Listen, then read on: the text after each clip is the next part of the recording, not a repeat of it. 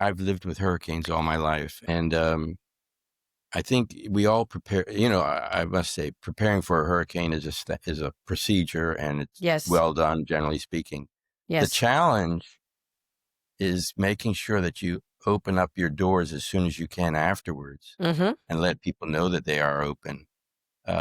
Because a lot of times you're sort of just decompressing from whatever Yes. went down, even if it was a minor thing, and Mm. the staff has got to get back and things like that. Like any crisis, getting back up and saying a truthful story. I mean, you can't say, "Oh, everything's wonderful. We just lost half our hotel. That's all." That's right. Or a destination, whatever. You got to be truthful.